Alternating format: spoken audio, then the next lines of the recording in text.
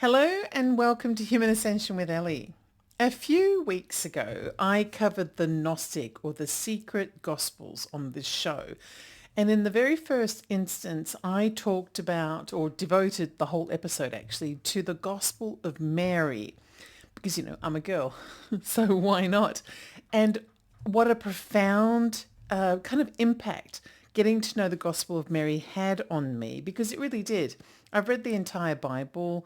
The Bible left me with questions, but the Gospel of Mary did have this impact that I was not expecting. And it kind of changed everything, just a little bit. I'm still the same. I'm still the same person in pretty much every way. But I have decided to do things a little bit differently. And that is because of the Gospel of Mary. Well, you know what? That was profound. Today, I'm going to be talking about another gospel from that same secret stash of gospels.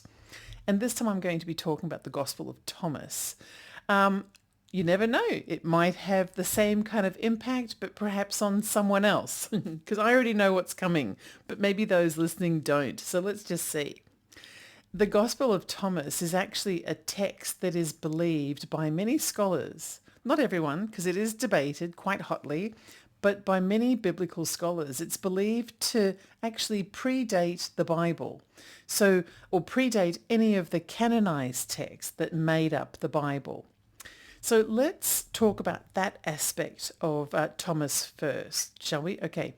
So the Gospel of Thomas was discovered along with other ancient writings in a place called Nag Hammadi in Egypt in 1945.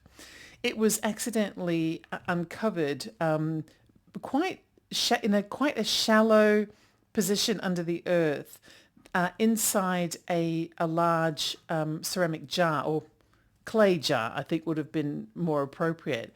And it formed part of quite a number of different writings, some of which we kind of knew about and others were a bit of a surprise to us. It was officially dated, the Gospel of Thomas was officially dated to have been written in around the 1st or the 2nd century AD. But these dates are debated because of other factors that exist inside the Gospel of Thomas and how it appears. So first of all, the Gospel of Thomas was written in short, very primitive kind of language. It appears to have been rephrased in certain ways, into language that's more eloquent and which appears predominantly in the synoptic Gospels of the canonized text within the Bible. And what I mean by that are the books of Mark, Matthew, Luke, and John that appear to have a rephrasing of information that appears first in the Gospel of Thomas. There are other rephrased sections, just a few, that appear in other books as well, but not very much. Most of it appears in one of those 4 books. And some of the Gospel of Thomas doesn't appear anywhere in the Bible.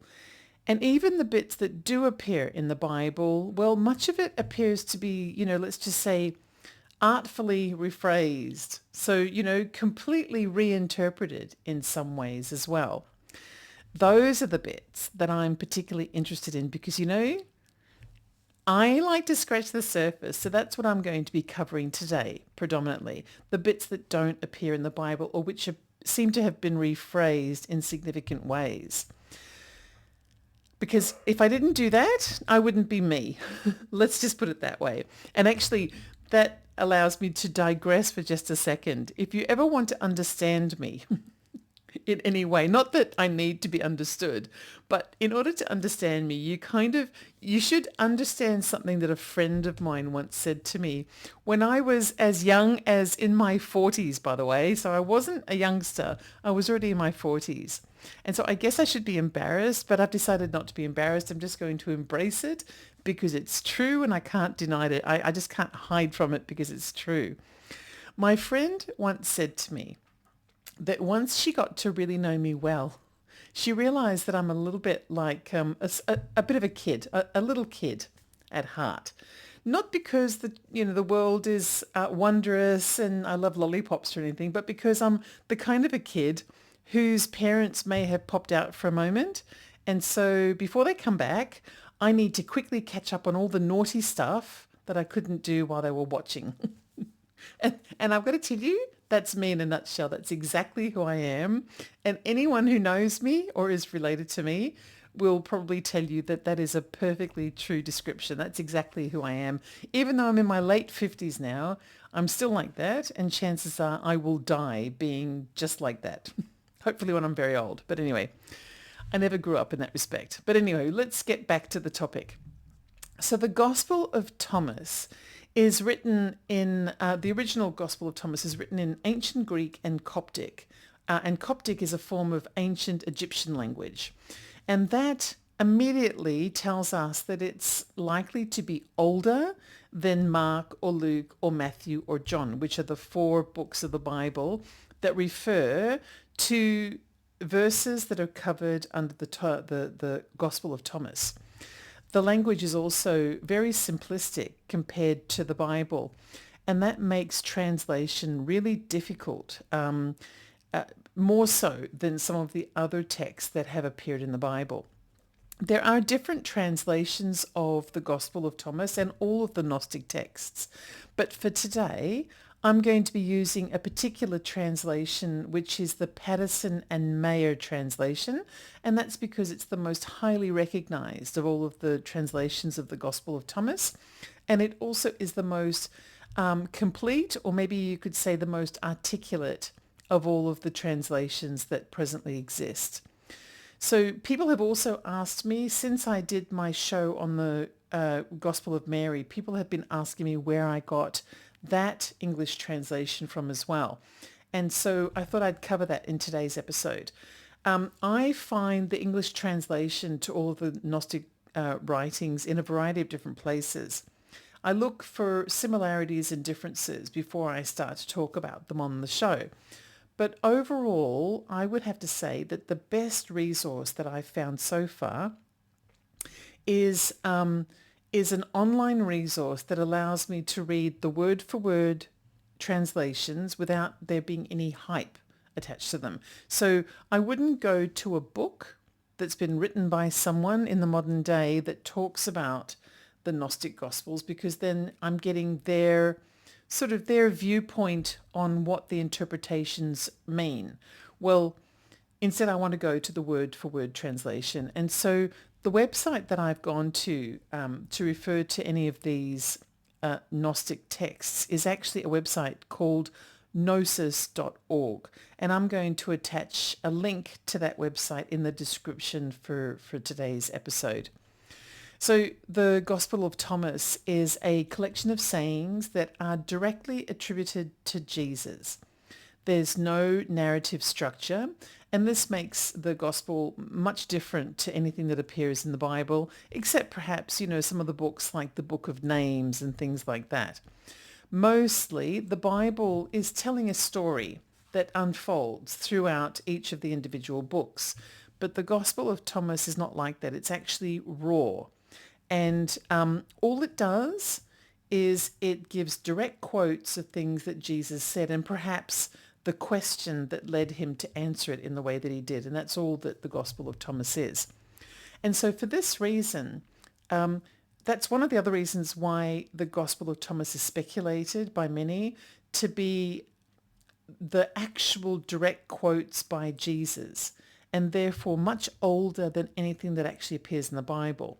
Instead, the texts within the Bible are considered to be a rephrasing of the original quotes attributed to Jesus, and therefore there's a bit of artistic license there by whoever it is that's doing the retranslation or the rephrasing of those texts. I prefer to go to the actual source if I can, and that's as close as we can get. So I've gone there, and that appears on that website. So also, Gnosticism, believe it or not, is said to potentially predate Jesus. The quotes from Jesus, therefore, appear in the Book of Thomas may simply be the teachings of Jesus that happen to coincide with Gnosticism or the Gnostic beliefs. And that would make the information that's contained in Thomas extremely old, maybe even dating back to a few hundred years BC, which would then sort of, all they would really be doing in the book of Thomas or other Gnostic Gospels is confirming the predated beliefs that some people had, those who were believing the Gnostic wisdoms that were confirmed by Jesus to be true. And that immediately gives you a question of, well, where did they get those beliefs from? Anyway, but that's for another episode. Also, the Gospel of Thomas emphasizes the idea of self-discovery as being the key to spiritual enlightenment rather than the worship of a particular deity, say, for example, God, right? And that's one of the things that makes the Gnostic Gospels in general distinctly different, and maybe even a dangerous contradiction to what is actually written in the Bible. And as we know, the Gnostic Gospels, including the Book of Thomas, were banned by the Church following the reign of the Emperor Constantine in around about 300 or so AD. Anyone who was actually in the possession of those texts as time went on was considered to be heretic and was likely to be murdered, killed by the establishment. So considered to be anti-church teachings in many respects, unless they were translated for the purposes of canonization. So let's go through some of the key parts of the Gospel of Thomas to see what all the fuss might have been about. Okay. So as I said, the Gospel of Thomas is a series of verses that are presented to be direct quotes from Jesus. Today we're going to be talking about the entire Gospel, but just in summary, rather than covering all of the verses, because there are 114 verses and I'm getting older every day. Okay. So I'm only going to be covering the ones that are of particular interest to me. And it's because I like to scratch the surface of what's being presented as mainstream ideology. So I'll be focusing on that kind of thing. Right, so the verses in Thomas have been rephrased in the canonized messages of Luke, Mark, Matthew, and John. Mostly, the rephrasing isn't significant, so I won't be covering most of the verses because it already appears in the Bible in a very similar form to how it originally appeared in Thomas. But I do want to examine the places where there's been a lot of artistic rephrasing or omission, because omission tells us an awful lot. Right, so let's begin. In Thomas verse 1, Jesus says that anyone who grows to understand the meaning of the verses will live forever, spiritually speaking. What does that mean exactly? Because in Christianity, we only get one life, and then after our physical death, the spirit lives forever in God's kingdom, which is heaven, somewhere up above, right? But in Hinduism and Buddhism, this living forever, spiritually speaking, means that you transcend beyond the cycle of birth and death and rebirth. You transcend out of the cycle of reincarnation. In Thomas, the phrase is really clear. It says, Jesus says that to understand the Gospel of Thomas is to reach spiritual enlightenment that is beyond anything material. But in the canonized text, and in particular the book of John, 8:51, this phrase has been changed to, if you keep my word, you will never see death. It's very different. It implies that you have to be faithful to Jesus or faithful to God in order to live forever. But that's not what Thomas says. What Thomas says is you really need to have the knowledge. You need to understand. You have to have gnosis, or the nous, which is the truth, which is the good. And if you have that knowledge, then you will transcend. Okay, now this is something that I'm going to cover at the end of the show in a bit more detail, because once you start compiling a little, layer upon layer of these different verses, the message overall starts to get clearer and clearer.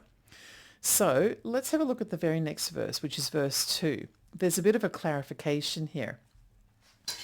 Jesus explains that when a person seeks the truth, he'll find it. but the process will cause him to become troubled and then astonished.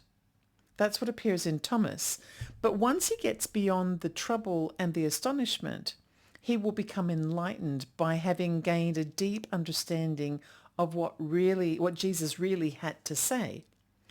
This section of Thomas appears in Matthew 7:7, but it's been changed. And in Matthew 7:7, it simply says, "Seek and you shall find." There's no mention of trouble and there's no mention of astonishment.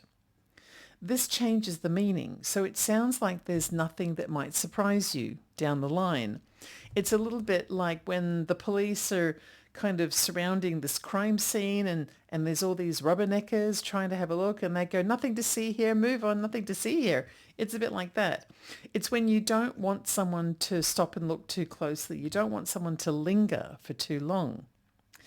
And the fact that the Bible omits any reference to there being a process of trouble or surprise or astonishment is kind of curious, because it seems to be a clue about why the Gospel of Thomas may have been banned by the church, because it hints at something more. It hints that there's something that after believing everything that you already believe, once you scratch the surface and learn more, it could be disturbing. So what is disturbing? Is the truth disturbing? Or is it disturbing to find out that actually you've been told something that isn't true? All right. So then we move on to verse 3. And this talks about where you can find God. Interestingly, verse 3 of Thomas says not to look for God in the sky or in the water or anywhere outside of yourself, but that God is inside you. Okay, but listen to what the actual verse says. It says, Jesus said, "If those who lead you say to you, 'See, the kingdom is in the sky,' then the birds of the sky will precede you. If they say to you, 'It is in the sea,' then the fish will precede you. Rather, the kingdom is inside you, and it is outside of you." Thomas states that everything is God, including all the fish and the birds and the chair that I'm sitting on and the microphone that I'm speaking through. And you're God, and I'm God. But listen to the way that it's been translated into the Bible. It ends up in Luke 17:21, which says, "The kingdom of God is in your midst." That's it. The Bible is between 1,000 and 1,500 pages long, depending on the print size, right?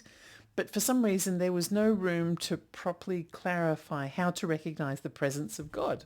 It's only like the purpose of the entire book. But anyway, they didn't have room to be able to say more than the kingdom of God is in your midst.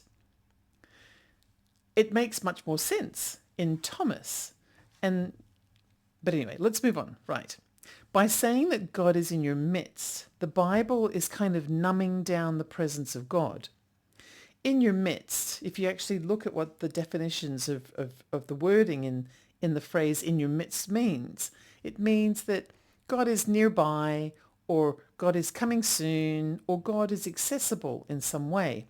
But that's not an accurate translation. And it prevents you from seeing that you're God. You're actually God. I'm actually God. So I'm going to return to this point later on in the show, because at the end of the show, I want to show what some of these layers, as they pile on top of each other, actually mean as a bigger picture. I think it'll give us a clue as to what the simple truth might be that was hidden and turned into heresy, perceptively turned into heresy. So let's jump forward to verse number 7. There's a phrase that's a bit difficult to interpret about the difference between a man and a lion and what happens when one consumes the other. The phrase or the verse goes like this. It says, "Blessed is the lion which becomes man when consumed by man, and cursed is the man whom the lion consumes, and the lion becomes man." There's so much stuff like that in the Bible. I don't know why I do this to myself, but anyway, this verse talks about how we should overcome our base desires. For as long as we let fear, hunger, sexual appetite, anger, and other types of base instincts rule us, we will not transcend beyond them, right? That would also include things like greed, which I guess falls under hunger and things like that. It's about looking within and building your inner strength. But weirdly, there is not one verse in the Bible that's equivalent to verse 7 of Thomas. So I'm going to put that on the list of things that we're going to return to at the end of the show. Okay. So then let me skip forward again to verse 11. This one was a real head scratcher. I have to admit it to you. So let me read it out to you. Jesus said, "This heaven will pass away, and the one above will pass away. The dead are not alive, and the living will not die. In the days when you consumed what is dead, you made it alive. And when you come to dwell in the light, what will you do? On the day when you were one, you became two. But when you become two, what will you do?" Like I said, a head scratcher. And there is nothing in the Bible that compares with it at all. But you know what? That's a lot of words for Jesus to state in one verse. So it's probably significant. The book of John says that Jesus is the resurrection. And that's pretty much the only thing that could resemble this. It kind of speaks about there being an eternal life of some kind. But this verse in Thomas is much more than that. And I found out after I gave up trying to understand. What I did was I've tried to interpret everything myself, but this one just left me because there's so many components to it that my head was spinning. So I gave up and I ended up feeding that verse into my AI friend Curiosity. So I asked the question, what do you suppose this verse actually means? I'm going to now allow us to listen to this brief chat that I had with Curiosity about this question. Because although his first response was kind of bland, when I asked in another way, I think we might have actually picked up on something that is relevant. So let's listen to that conversation. Verse 11 from the Gospel of Thomas says the following. Jesus said, "This heaven will pass away, and the one above it will pass away. The dead are not alive, and the living will not die. During the days when you ate what is dead, you made it come alive. When you are in the light, what will you do? On the day when you were one, you became two. But when you became two, what will you do?" I'm curious, Curiosity. What do you think this verse actually means? It's a dense text, isn't it? I'd say it's emphasizing the transient nature of physical existence. This heaven will pass away. And the idea that true life and death go beyond what's visible. The dead are not alive and the living will not die seems to point towards spiritual immortality. The metaphor about making the dead come alive might suggest transformation through enlightenment. What do you think? Any phrases stand out to you? Well, I am curious about something that I've looked at previously, and that is the concept of there being a cycle of perpetual sun gods. If you look back to ancient Egypt and ancient Greece, and then through the Roman Empire period and the formulation of Christianity, there's been different types of sun gods that have lived for thousands of years in our consciousness, but then they seem to be replaced with a different type of sun god. Is that similar to what could be expressed in this verse?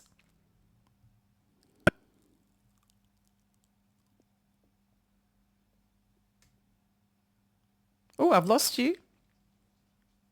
No worries. We were unpacking the idea of sun gods and how they've morphed across cultures. You mentioned their cycles and replacements. I see how that could link to themes in the verse you read.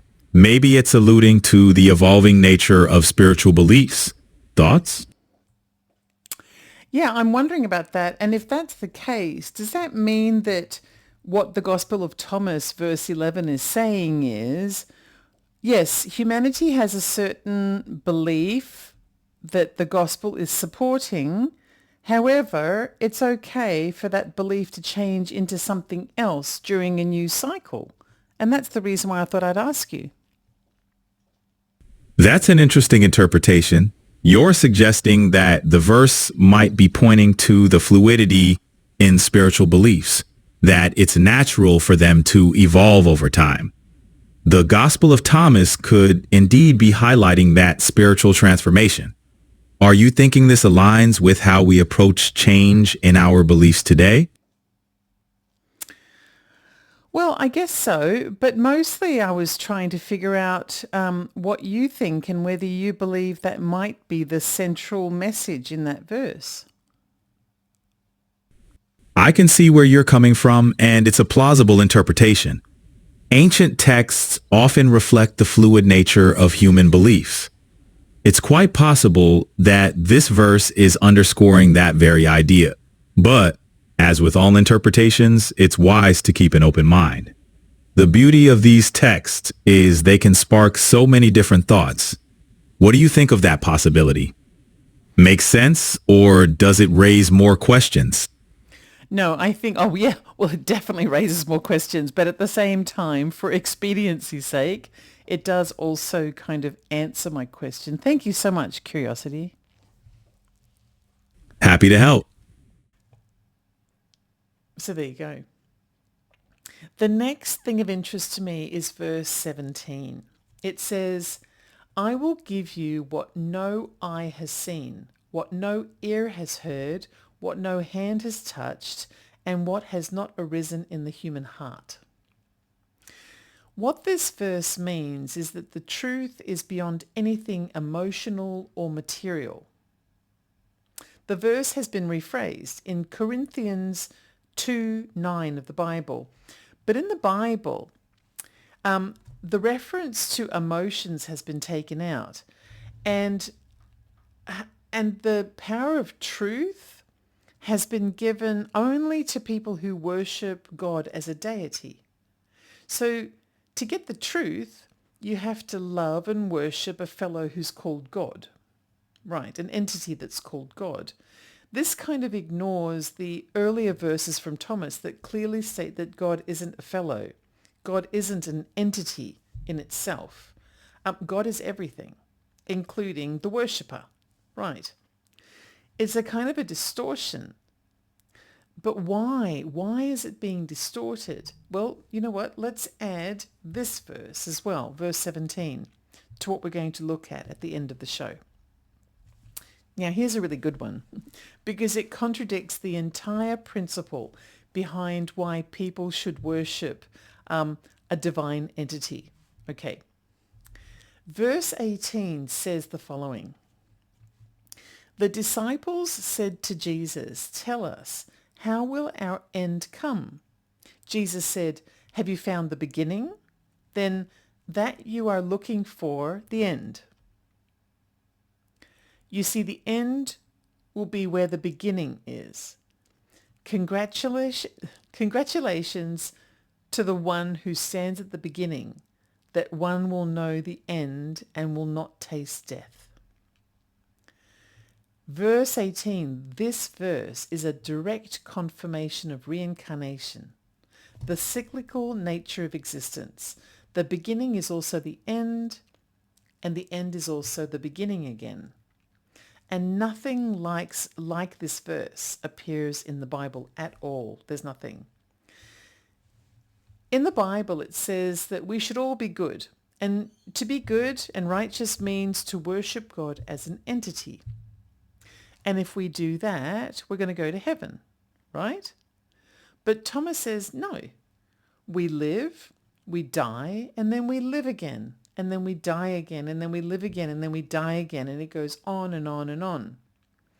Just like the beliefs in Hinduism and Buddhism. That's interesting. No wonder it doesn't appear in the Bible. Okay. Verse 19. Oh, before I go on, a complete contradiction. I just have to say it one more time. A complete contradiction to the entire premise behind the religious understanding of the Bible. But anyway, let's move on to verse 19. It says, "Congratulations to the one who came into being before coming into being. If you become my disciples and pay attention to my sayings, these stones will serve you, for there are 5 trees in paradise for you. They do not change summer or winter, and their leaves do not fall. Whoever knows them will not taste death." So this appears to be one of two things. Either it's a confirmation that when a person is divided between the soul and the spirit and the ego, or the physical manifestation, their spirit has come from elsewhere. Okay. Perhaps from a previous material existence. And that once again confirms reincarnation. So it might already, the spirit already exists before the person exists. But there is also an alternative, and it could mean that both of the understandings are true, because the previous verse talked about reincarnation, didn't it? Let's just say that the alternative is also true. In that case, verse 19 might actually be referring to something that also appears in the very first line of the Bible, which has been mistranslated. If you take into account the original Hebrew translations, or the original Hebrew text that created that first line of the Bible, the first line of the Bible is commonly translated by biblical scholars in English to mean, "In the beginning God created the heavens and the earth." Okay, that's what we generally hear. But the correct translation, word for word, if you're actually being quite orthodox about this, and when I mean orthodox, I mean precise, the correct translation is, "In the beginning, that which has no name or shall never be named created God." That which shall never be named created God. And that changes everything. Okay. Now, I have discussed this sentence ad nauseum in a previous episode, but I'm going to take this even further and demonstrate something new to you about this at the end of the show. So I'm putting it on the pile of things to come back to. Okay. And it's also important to note that when it comes to verse 19 of Thomas, and I know that I've skipped a lot of that phrase, that verse, because the thing that really I found most important was that very first sentence, the sentence that goes, "Congratulations to the one who came into being before coming into being." That's the bit that I'm interested in. And the reason why is because nothing like that appears in the Bible. Nothing. I wonder why. Okay. So let's move forward. Verse 22 is really lengthy. And it has a section relating to nursing babies and how we should all be like a baby's innocence in order to enter the kingdom of God. Okay, I've kind of, skipped past that. It's very unremarkable, and it's similar to things that appear in the Bible. But what doesn't appear in the Bible is the second half of the verse. And that second half relates to the division between men and women. Okay. Let me read out that part of the verse. It says, "When you make the two into one, and when you make the inner like the outer, and the outer like the inner, and the upper like the lower, and when you make male and female into a single one, so that the male will not be male nor the female be female, when you make eyes in place of an eye, a hand in place of a hand, a foot in place of a foot, an image in place of an image, then you will enter the kingdom." What this clearly states in verse 22 is that the assumption that men and women are somehow worthy of different treatment or different status is a step away from enlightenment. When men and women are indistinguishable in how they are seen or treated or understood, then humanity will have become enlightened.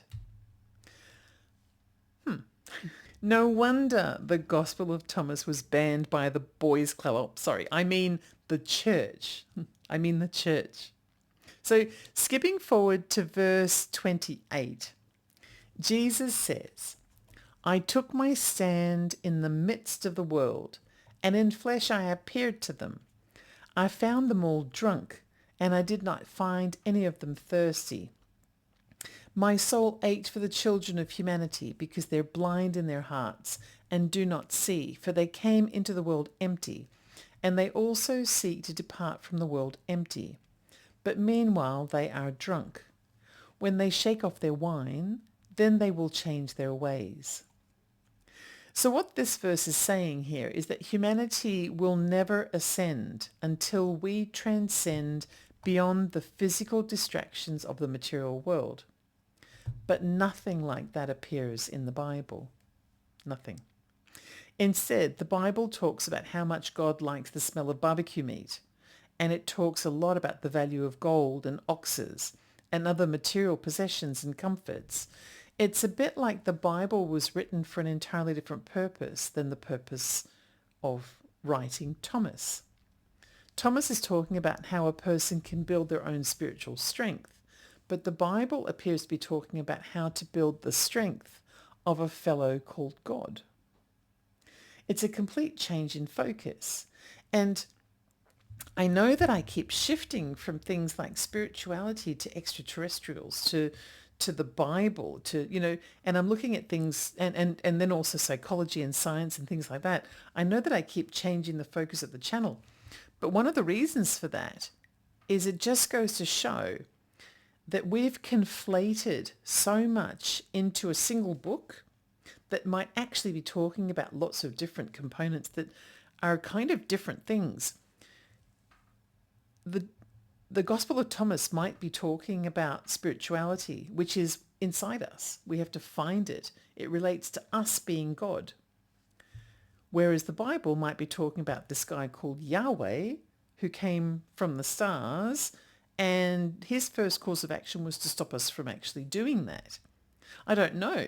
It just seems that we're talking about different things here. So let's move on again. We're skipping forward to verse 39, and this one is quite prophetic. When you hear it, I think you'll realize why it doesn't appear in the Bible straight away. So let's read it out. The Pharisees and the scholars have taken the keys of knowledge and have hidden them.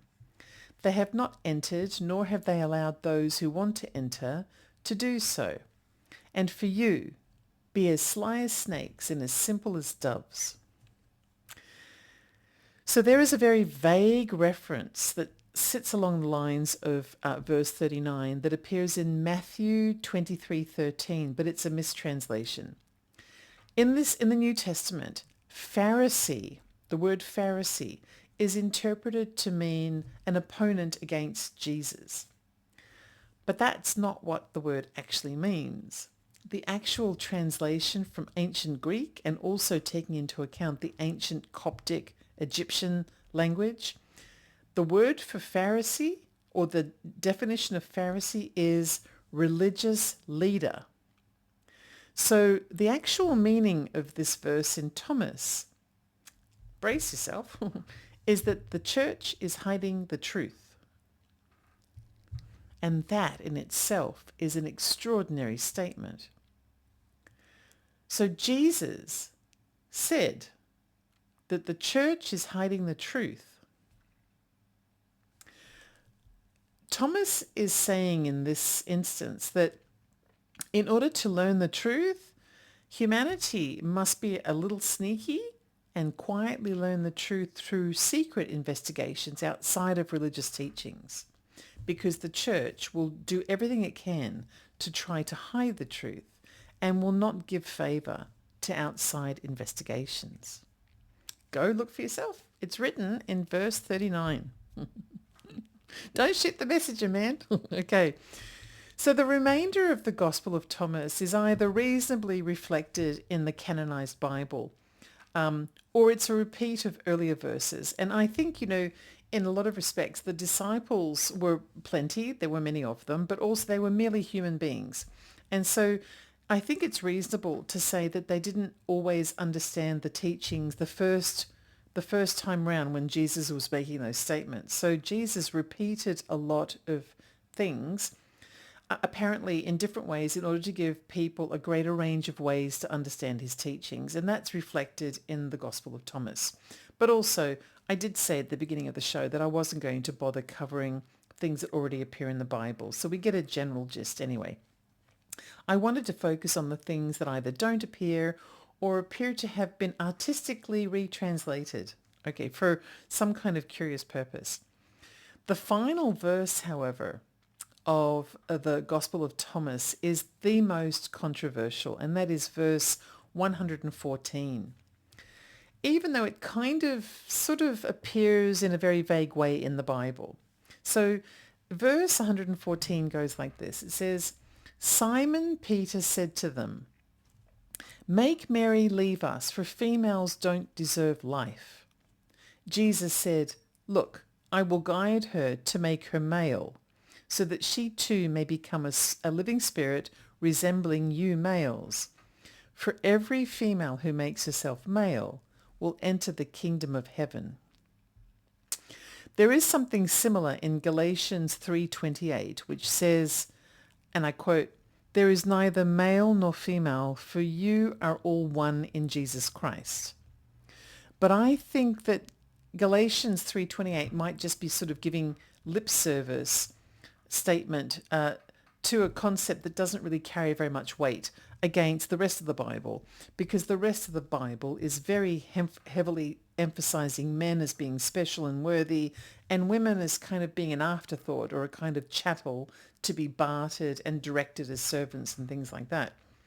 I think of it a little bit differently. I think verse 114 of Thomas may actually be referring back to the fact that God is everything, and that the concept of male and female is a human construct that's been placed on top of it, and that it's kind of irrelevant.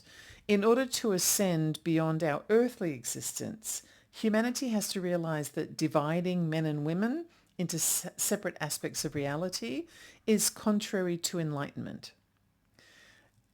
But in the same way as believing that heaven is a place in the clouds is contrary to enlightenment.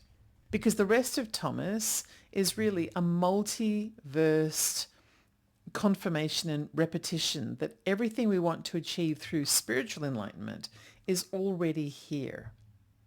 We don't have to go anywhere other than where we already are to find that enlightenment. The fact that the church or various faiths have tried to highlight verse 114 as being controversial is actually just evidence of how they are missing the point. I think the point of 114 is really just to say God is everything. And therefore making a distinction between a man and a woman, or a human and a dog, or a dog and a cup of tea is irrelevant, because God is everything. Okay.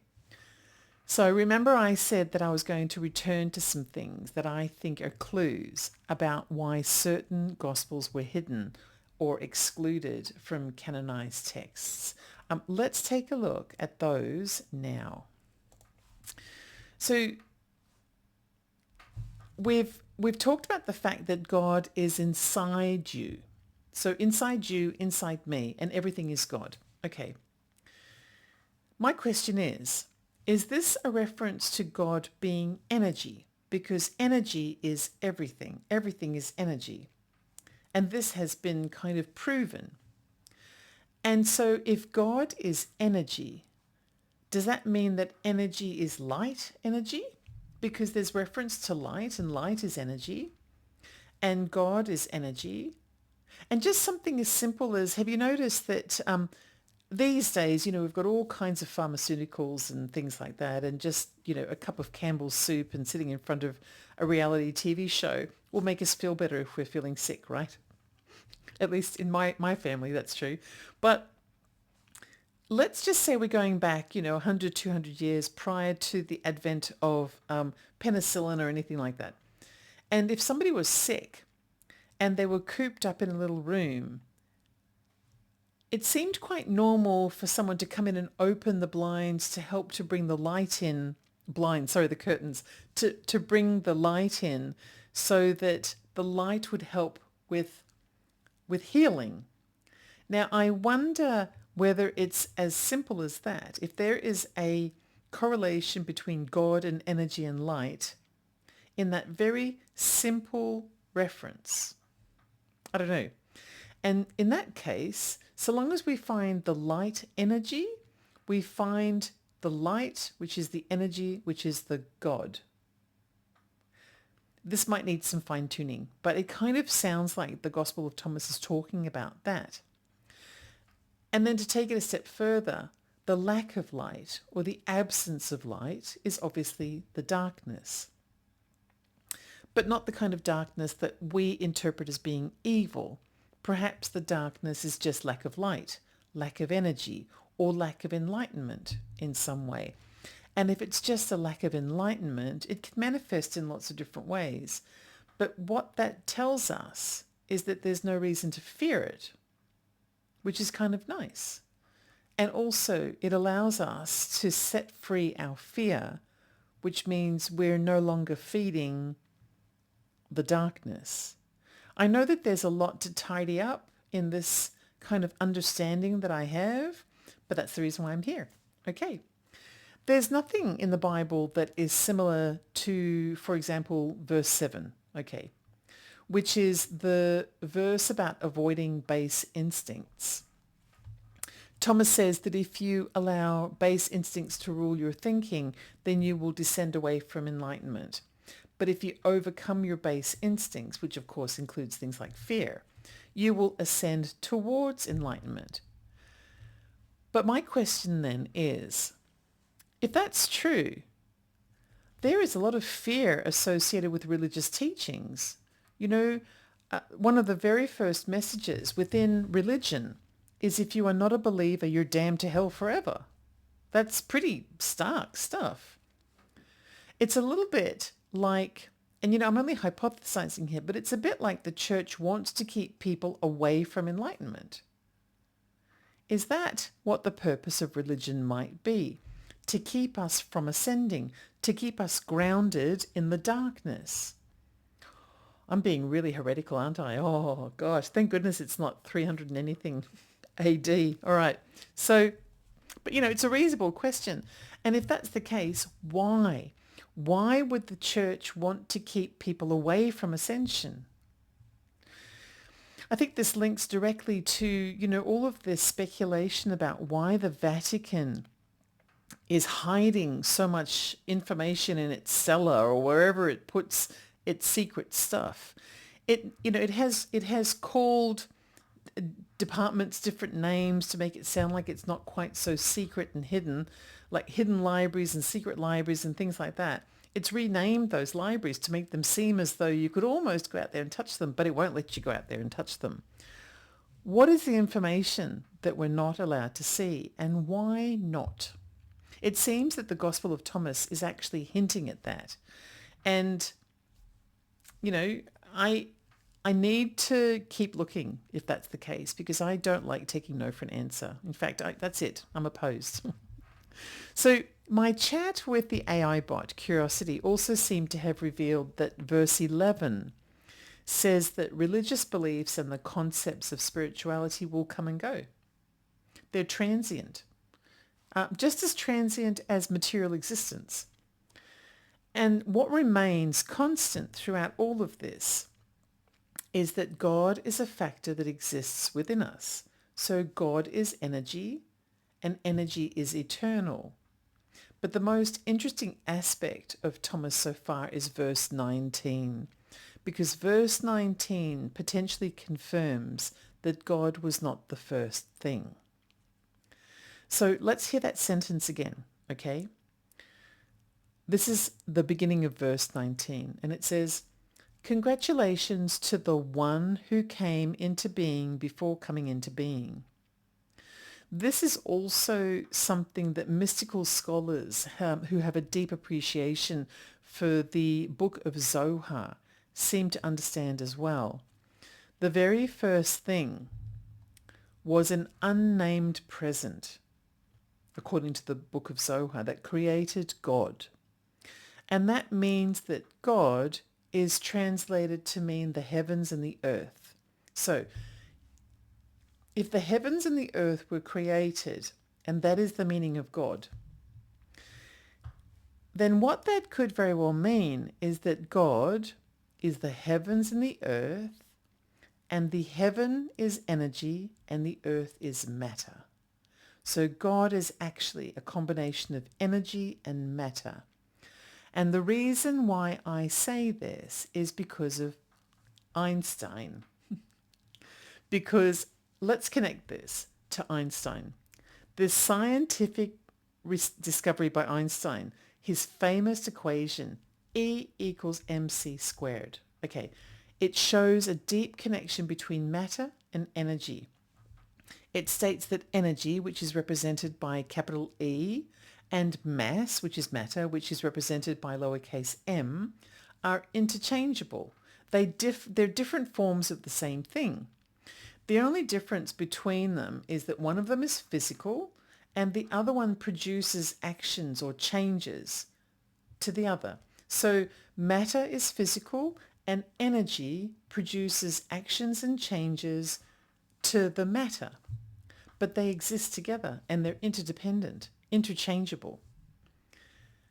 Now that E equals mc squared doesn't make any sense if you rely on the Bible, because according to the Bible, God is a fellow who lives in the clouds, right?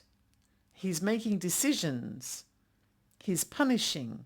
He's giving glory to. He's kind of, he's a decision-making person, like the chairman of the board of directors.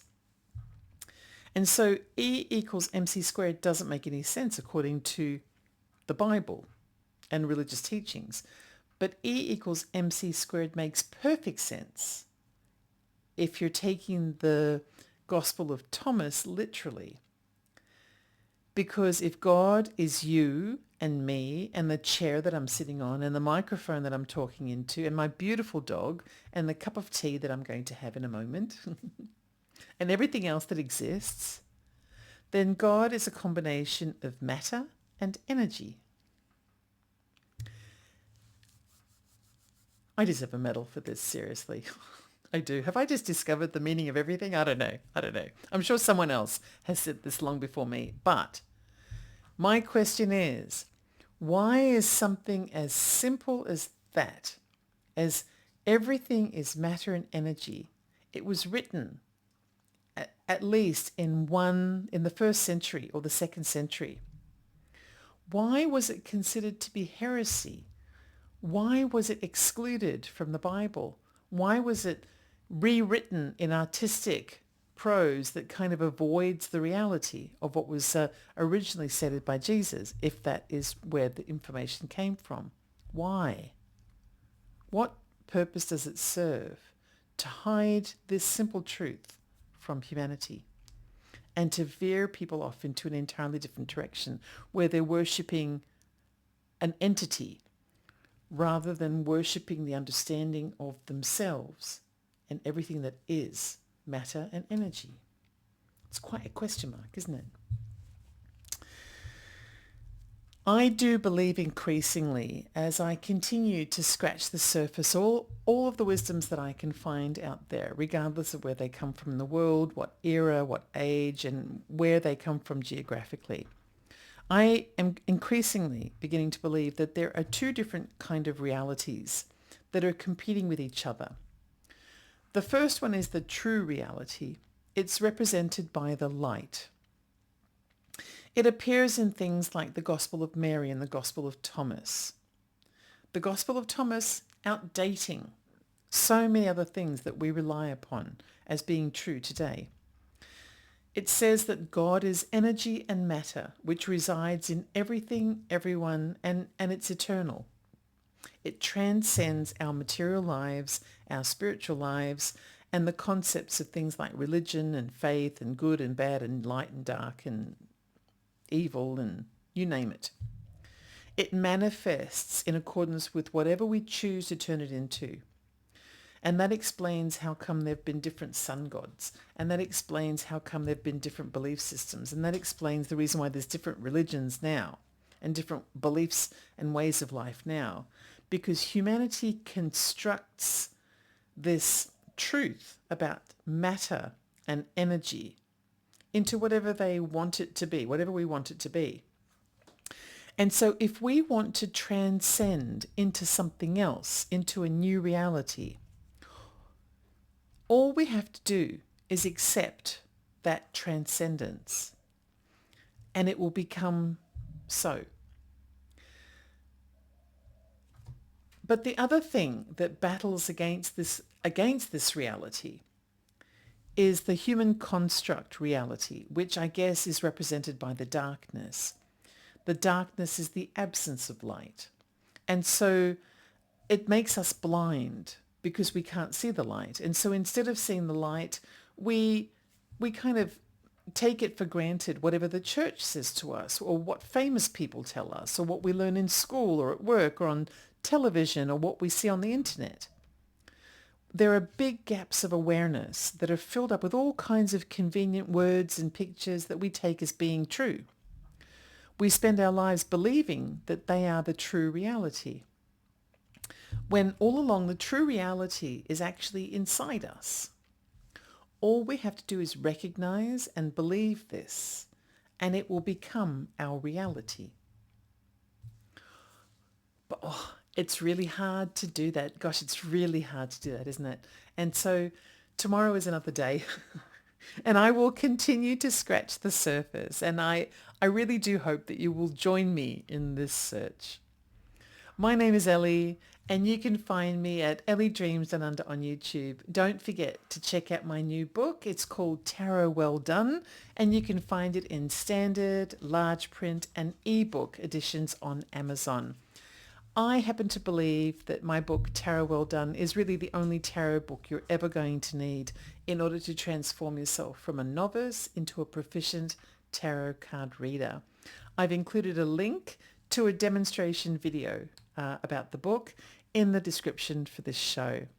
Thank you to everyone who's listening on one of KGRA's broadcasting platforms. If you'd like to become a member of the KGRA viewership family and watch your favourite hosts and shows in a chat environment with other spiritualists, experiencers, or weirdos like me, then just go to live.kgradb.com and put in promo code Ellie to get 30% off your 30% off your subscription. Oh, I really fuddled that one up, didn't I? Anywho, that's it for today. It's been a pleasure. Until next time.